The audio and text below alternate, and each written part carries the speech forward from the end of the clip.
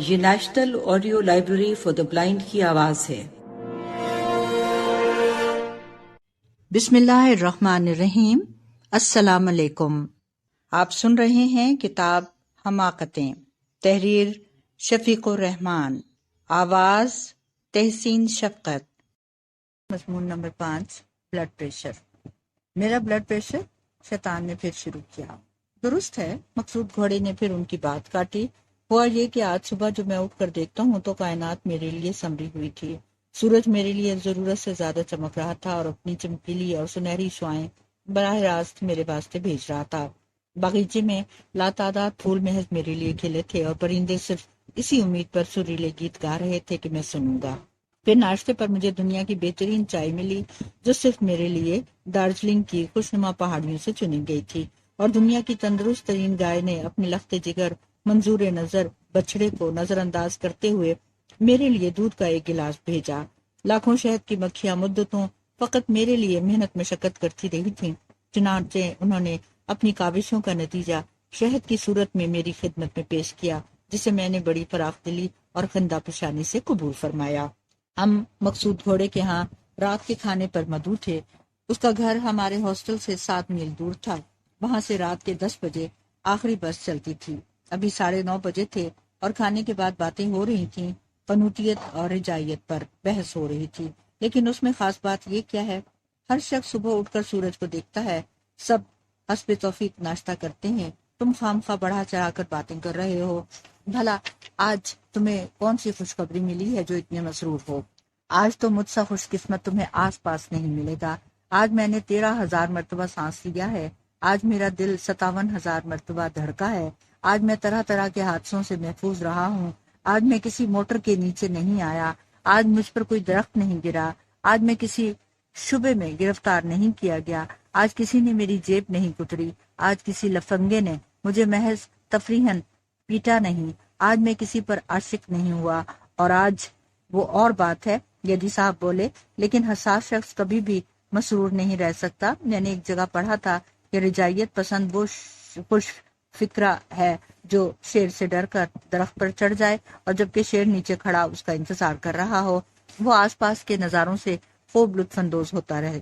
دیکھیے، میں آپ کو مثال دوں، اگر ہمارے سامنے پانی کا آدھا گلاس رکھا ہوا ہے تو اس میں اس بات پر خوش رہوں گا کہ شکر ہے اس میں پانی تو ہے، اور آپ یہ سوچ کر غمگین ہوں گے کہ یہ آدھا گلاس خالی کیوں ہے۔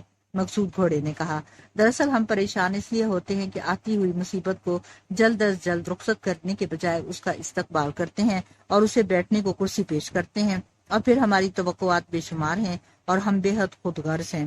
چند سال پہلے میں نے باغیچہ لگا رکھا تھا تو ہر رات کو کچھ اس قسم کی دعائیں مانگا کرتا تھا کہ اے خدا، آج رات ہوا بالکل نہ چلے، اوس اگر پڑے تو صرف گلاب کے تختوں پر پڑے، جس کونے میں خشک بیج ہیں اس طرف کچھ نہ ہو، کل گیندے کے پھولوں کو خوب دھوپ لگے لیکن ذخیرے پر دھوپ قدرے ہلکی ہو، اس کے بعد سے پہر کو معمولی سی بارش ہو تاکہ پھولدار پودوں کو پانی مل جائے، لیکن ذخیرے پر بارش نہ ہو۔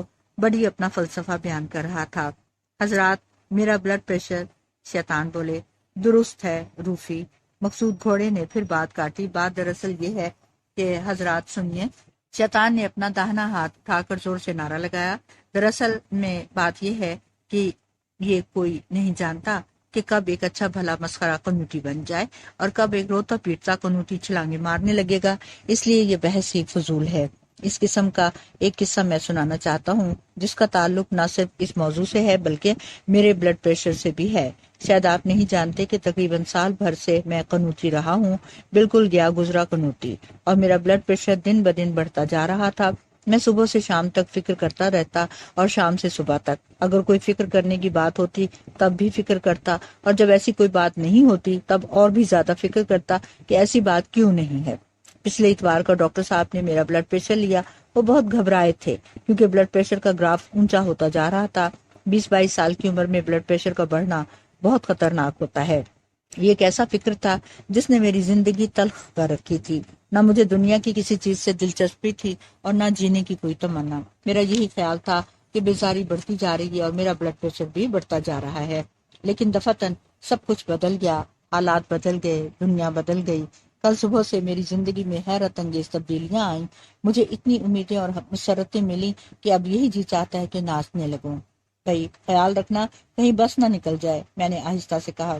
ابھی دیر ہے، میں صرف چند منٹ لوں گا۔ شیطان بولے۔ ہاں تو ہوا یوں کہ کل صبح یوں ہی مسکراہٹ کی لہر میرے چہرے پر دوڑ گئی۔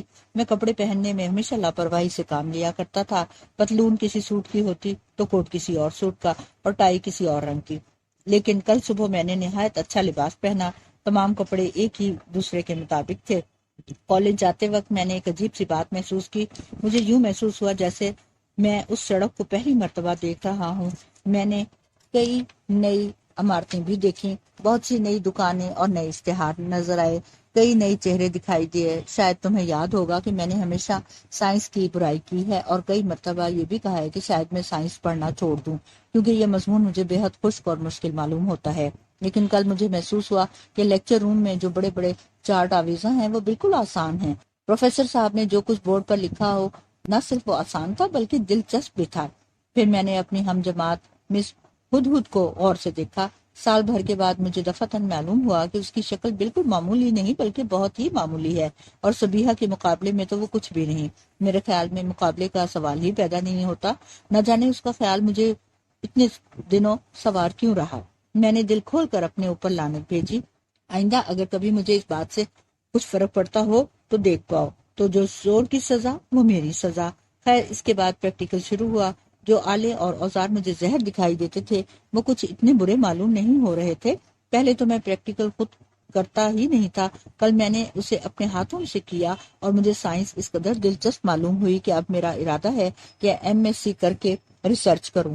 دوپہر کو کالج سے واپس آتے وقت دور میں نے ایک تانگا دیکھا جس میں صبیحہ بیٹھی تھی۔ صبیحہ بیٹھی تھی؟ سچ مچ؟ کئی حضرات نے چونک کر پوچھا۔ ہاں بھائی، ذرا خیال رکھنا کہیں بس نہ نکل جائے، میں نے آہستہ سے کہا۔ ہاں سچ مچ صبیحہ تھی۔ اس سڑک سے وہ ہر روز تانگے میں گزرتی تھی، لیکن میں نے کبھی اسے دیکھا ہی نہیں تھا۔ نہ جانے وہ کون سی طاقت تھی جس نے کل مجھے اس کی جانب متوجہ کیا۔ ذرا سی دیر میں سائیکل پر اس کے تانگے کے پیچھے پیچھے جا رہا تھا۔ میں نے سلام کیا، اس کا جواب ملا۔ کل مجھے پہلی مرتبہ معلوم ہوا کہ صبیحہ نہایت پیاری لڑکی ہے، اس سے بہتر آنکھیں کسی کی ہو ہی نہیں سکتی۔ دفعتاً مجھے یوں محسوس ہوا جیسے میں صبیحہ پر دوبارہ عاشق ہو رہا ہوں۔ ہاسٹل پہنچ کر میں نے آئینہ دیکھا۔ کبھی میرا چہرہ ترچھا نظر آتا، کبھی لمبوترا اور کبھی بالکل گول دائرے کی طرح۔ یہ آئینے کا نقص تھا۔ غالباً اسی سستے آئینے کی وجہ سے مجھے اس قدر احساس کمتری تھا۔ لطف یہ ہے کہ مجھے پہلے کبھی اس کا خیال ہی نہیں آیا۔ کل میں فوراً بازار گیا، ایک اچھا سا آئینہ خریدا۔ اس میں خود اپنا چہرہ غور سے دیکھتا ہوں تو زمین آسمان کا فرق تھا۔ مجھے پہلی مرتبہ معلوم ہوا کہ میں اتنا برا نہیں ہوں۔ پھر شام کو میرا میچ تھا۔ میں گھبرا رہا تھا تو صرف اس بات سے کہ اگر میچ لمبا ہو گیا اور اندھیرا ہو گیا تو میں ضرور ہار جاؤں گا، کیونکہ روشنی کم ہوتے ہی کھیل میں میری دلچسپی کم ہوتی جاتی تھی۔ کل شام کو میچ واقعی لمبا ہو گیا اور آخری سیٹ ختم ہونے میں نہ آ رہا تھا، لیکن میں اس دلچسپ اور دلدہی کے ساتھ کھیل رہا تھا، یہاں تک کہ جب میں نے میچ جیتا تو باقاعدہ تارے نکلے ہوئے تھے۔ تعجب کی بات ہے کہ میں نے پہلی مرتبہ روشنی کی کمی کو محسوس نہیں کیا اور ایسے مخالف کو ہرایا جس نے کئی سال سے میری زندگی تلخ کر رکھی تھی۔ کھیل کے بعد میں نے صبیحہ کے گھر کا رخ کیا اور بھائی وہ ذرا بس کہیں، میں نے نہایت دھیمی آواز میں کہا، بس میں دیر ہے۔ وہاں صبیحہ کے ابا ملے، ان کی امی ملی۔ پہلے مجھے ان دونوں سے یہی شکایت تھی کہ وہ مجھ سے بے رخی سے ملتے ہیں، لیکن کل رات میں نے پہلی مرتبہ ان کی آنکھوں میں شفقت دیکھی۔ میری جانب بڑی محبت بھری نگاہوں سے دیکھ رہے تھے۔ میری نظریں انگیٹھی پر رکھی تصویروں کی طرف چلی گئیں۔ جہاں کنبے کے افراد کی تصویریں رکھی تھی وہاں ایک تصویر میری بھی تھی۔ یہ تصویر مجھے پہلے کیوں نہیں دکھائی دی، اس کا جواب میں نہیں دے سکتا۔ پھر مجھے کھانے پر ٹھہرا لیا گیا۔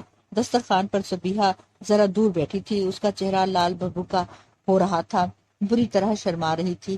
میں رات گئے لوٹا لیکن کوٹھی کے دروازے پر ٹھٹک کر رہ گیا۔ اوپر صبیحہ کے کمرے میں روشنی تھی اور کوئی دریچے میں کھڑا تھا۔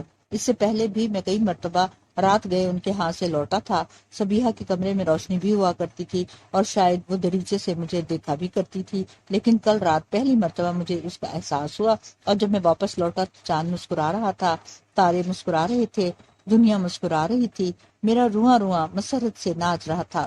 میرے خیال میں اتنے مختصر عرصے میں اتنی ساری خوشگوار تبدیلیاں کسی کی زندگی میں نہیں آئی ہوں گی۔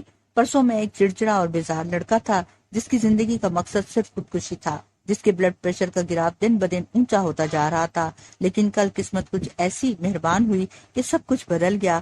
میرے چاروں طرف جو دھند سی دکھائی دیتی تھی وہ یکلخت دور ہو گئی۔ مجھے وہ چیزیں دکھائی دینے لگیں جن سے میں کبھی پہلے آشنا نہیں تھا۔ یہی کائنات جو بے حد دھندلی، بے معنی اور دور دور معلوم ہوتی تھی، دفعتاً اپنی تمام رنگینیوں اور دل فریبیوں کے ساتھ بالکل قریب آ گئی۔ اور تمہارا بلڈ پریشر؟ کسی نے پوچھا۔ ہاں، میرا بلڈ پریشر آج صبح میں ڈاکٹر کے پاس گیا، انہوں نے میرا معائنہ کیا اور حیران رہ گئے۔ میرا بلڈ پریشر اس قدر گر چکا تھا کہ نارمل سے بھی نیچے تھا۔ کمال ہے، حد ہو گئی بھائی۔ لیکن روفی، بلا وجہ تو یہ سب کچھ نہیں ہو سکتا، کچھ نہ کچھ تو ضرور ہوا ہوگا۔ نہیں، کوئی خاص بات تو نہیں ہوئی، شیطان بولے۔ پھر بھی شاید کچھ ہوا ہو، پرسوں یا کل۔ کوئی خاص بات نہیں ہوئی تھی، فقط میں نے ذرا ہاں بولو، فقط کیا؟ ہم سب نے پوچھا۔ فقط میں نے اپنی اینک کے شیشے بدلوائے تھے، انہوں نے اپنی اینک اتار کر کہا۔ پچھلے ہفتے میں نے کافی عرصے کے بعد دوبارہ اپنی بینائی کا معائنہ کرایا تھا اور ڈاکٹر صاحب نے نئے شیشے تجویز کیے تھے۔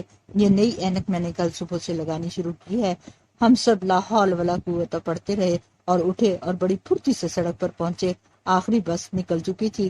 جب ہم 7 میل لمبی سڑک پر پیدل ہاسٹل کی طرف آ رہے تھے تو ہمارے بلڈ پریشر کا گراف ماؤنٹ ایورسٹ سے بھی اونچا پہنچ چکا تھا۔